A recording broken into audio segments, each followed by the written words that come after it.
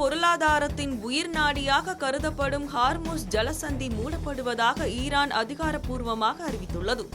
இங்கிருந்து ஒரு சொட்டு எண்ணெய் கூட வெளியேற அனுமதிக்க மாட்டோம், மீறி நுழைந்தால் கப்பல்கள் தீக்கரையாக்கப்படும் என ஈரானிய புரட்சிகர காவல்படை விடுத்துள்ள எச்சரிக்கை சர்வதேச சந்தையில் பெரும் பதற்றத்தை உருவாக்கியுள்ளது. இந்த போர் பதற்றத்தின் பின்னணியில் உள்ள அதிர்ச்சி தகவல்கள் மற்றும் இந்தியா எதிர்கொள்ளும் சவால்கள் குறித்து இப்போது பார்க்கலாம்.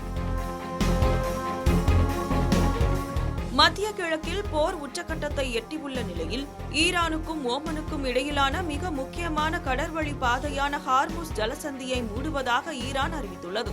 ஈரானின் உயரிய தலைவர் அயதுல்லா அலி காமேனி மற்றும் மூத்த அதிகாரிகள் கொல்லப்பட்டதற்கு பதிலடியாக இந்த நடவடிக்கை எடுக்கப்பட்டுள்ளது. ஈரானிய புரட்சிகர காவல் படையின் மூத்த ஆலோசகர் பிரிகேடியர் ஜெனரல் சர்தார் இப்ராஹிம் ஜபாரி கூறுகையில், ஹார்முஸ் ஜலசந்தி மூடப்பட்டுள்ளது. தடையை மீறி நுழைய முயலும் எந்தவொரு கப்பலும் எமது வீரர்களால் தீக்கரையாக்கப்படும் என பகிரங்க எச்சரிக்கை விடுத்துள்ளார். இதனை உறுதிப்படுத்தும் விதமாக ஈரான் எல்லைக்கு உட்பட்ட பந்தர் அபாஸ் துறைமுகத்திற்கு அருகே கப்பல்கள் வெடித்து சிதறுவதும் அதிலிருந்து கரும்புகை வெளியேறுவதும் போன்ற செயற்கைக்கோள் படங்கள் தற்போது வெளியாகியுள்ளன. மேலும் திங்கட்கிழமையன்று ஈரானிய எண்ணெய் கப்பல் ஒன்றும் அமெரிக்க கூட்டணியைச் சேர்ந்த எரிபொருள் கப்பல் ஒன்றும் ட்ரோன் தாக்குதலுக்கு உள்ளாகி தீப்பற்றி எரிவதாக தகவல்கள் தெரிவிக்கின்றன. உலக எண்ணெய் விநியோகத்தில் சுமார் 20% இந்த பாதை வழியாகவே நடைபெறுகிறது. இந்த முடக்கம் காரணமாக சர்வதேச சந்தையில் கச்சா எண்ணெய் விலை ஒரே நாளில் 6% மேல் உயர்ந்துள்ளது. பிரெண்ட் கச்சா எண்ணெய் $77 கடந்துள்ள நிலையில் போர் நீடித்தால் இது $100 முதல் $200 வரை உயரக்கூடும் என பொருளாதார வல்லுநர்கள் அச்சம் தெரிவித்துள்ளனர்.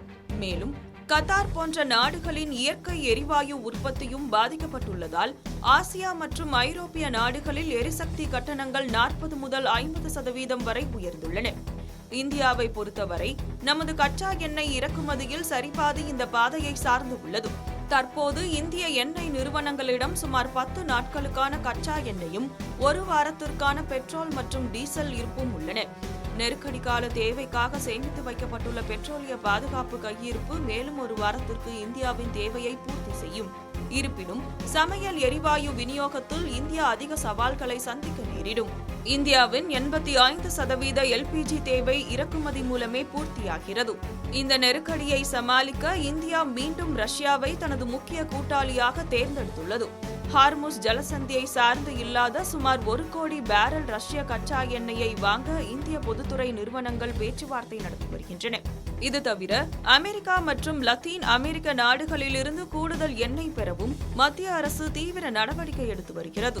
முன்னதாக கடந்த பிப்ரவரி 18ஆம் தேதி நடந்த கடற்படை பயிற்சியின் போதும் ஈரான் இந்த பாதையை தற்காலிகமாக மூடியிருந்தது.